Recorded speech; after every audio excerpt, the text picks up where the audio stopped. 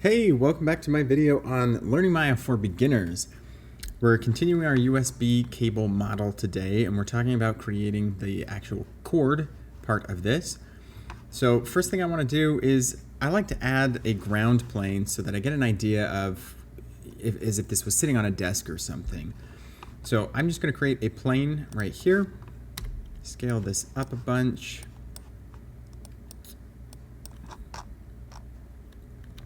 And I tend to not super love all this extra geometry if I don't need it.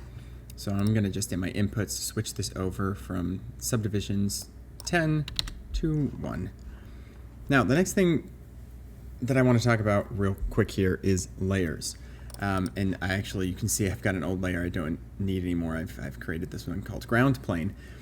But layers are a really good way to kind of separate different parts of a scene so that you can either make them invisible or you can lock them, which is going to be really helpful for this project, because right now, if I'm trying to select these three items and I drag over them, you're going to see I'm also selecting this ground plane. So ground planes and, if you have buildings or background images and stuff, it can get really annoying if you're trying to select certain things. So I'm just going to add this ground plane to its own layer by selecting it.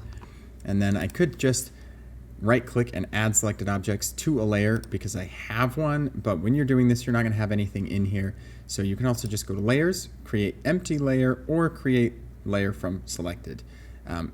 If you create an empty layer, that's what will give you one of these. So you would rename it. I'm just going to add my selected object. And now you'll see this first box that has a V for visible. If I check this, it just disappears. We're going to kind of ignore this one for a minute. And this last one, if you switch this over, the default's blank. If you switch it to a T, you'll see you kind of get this wireframe version of it. And if you switch it to an R for reference, I can't select it anymore. So this is kind of just locking my layer so that I can select things and don't have to worry about that ground plane. So now I'm really quick, I just wanted to mention, it's good to start naming things as you create them. So I'm going to call this the ground plane, maybe object. I don't want it to name the exact same thing as I have my layer. I probably should have called this ground plane layer. There will be naming conventions you'll want to get used to. But it's good to name things and keep things organized, especially if you're going to hand this over to a different department, maybe the texturing department, surfacing, whoever. You want to make sure things are organized as best as you can. So I'm going to go to a different view now. We're going to hop over to the top view, and I've zoomed out nice and far here because I'm going to build a curve that's going to represent what this cable is doing. So I can go to Create, Curve Tools, and all of these can create these Bezier curves. I'm going to use the EP Curve tool. I get a little crosshair. How this one works is I just click a point, and then once I get to my third point, you'll see I start getting kind of this nice little chord. So I'm going to do something like this. Press Q to exit the tool. Now I can take a minute to alter this to get this to look right. I don't want this to come at an angle straight out of this object, for example. So if I hold right click on it, I can go to this control vertex mode. You'll see that this isn't the edge face vertex you're used to seeing. These curves have kind of their own ways of manipulating them. So with control vertex, I get these little pink points that I can select. And then with W, I can just move these around and start getting the type of curve that I want. So maybe we'll just clean this up a little bit. This one I think is too sharp an angle. And maybe something like that looks pretty okay. Go back to object mode. And I did this in the top view so that this would lay flat against this ground plane. But obviously it's going to be coming out of this plastic piece. And eventually if I'm going to have a tube or a cylinder go around this, I don't want this to be flat against the ground. So I'm first going to just lift this up a little bit, and I can always adjust this later, but then this first control point here, I want to bring up until I'm about centered. I might bring this one up a little bit too, as if gravity is going to pull the cable down over time. Next step, we need to create the piece we are going to extrude. So I'm going to do a cylinder. Tip this over 90 degrees. Look at my 4 views, get this in position and scaled to about what we think is going to look good for a cable. Now, what you want to do, I found this tends to work best if you have the start of your curve a little bit in front of the face or faces that you're going to extrude. With these faces selected, you then want to shift select the curve itself. Now, I should warn you, sometimes this does not select as easily as it did just now. Sometimes I've found myself going back into object mode, clicking away from everything, selecting this, just make sure everything selects properly, and then go get these faces. And then shift select, and hopefully we get the curve.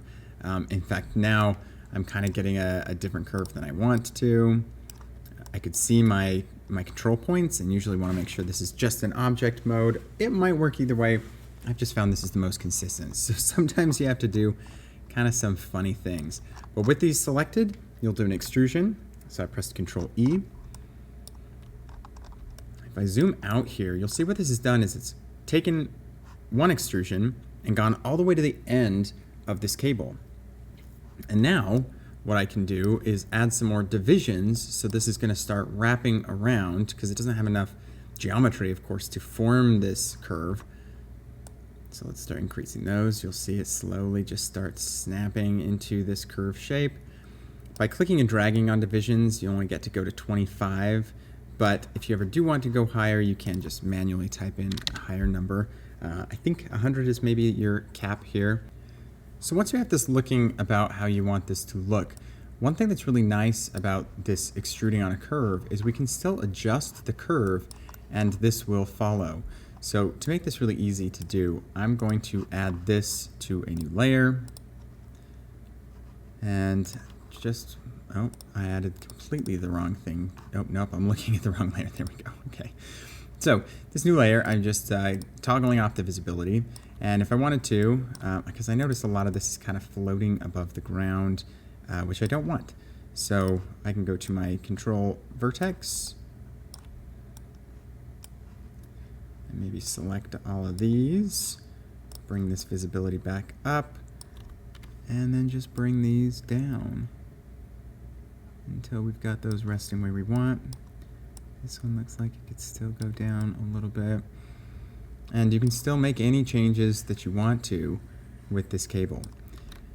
Once you're completely satisfied with how everything looks, you do want to get rid of the curve. But if I were to just delete the curve right now, it's not going to do what I want it to do. It's going to get rid of kind of the extrusion that I made because these two are bound together.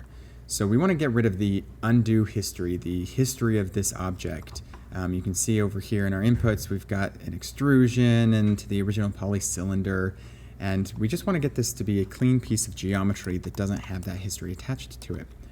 So I just use this little button right here. It's got a little clock, some lines, and an X. This is Edit, Delete by Type, History. Up here, Edit, Delete by Type, History. You can also use this Alt-Shift-D. So with this object selected, I'm going to do that, get rid of the history, and now you'll see whatever I do to the curve will not affect this object any longer. So I can just delete the curve. I'm going to come over here, give this a name. And then I usually want to select all the pieces for this cable together, because you'll notice now if I tried to set these somewhere, if I brought these into a new set or environment and I tried to rotate this or scale this, you're going to get some really weird results. So I want to use Control G to group them all together. Then I'll name this group USB cable underscore GRP for group. And now you'll see that I can select this as the entire group and it will rotate as you would expect.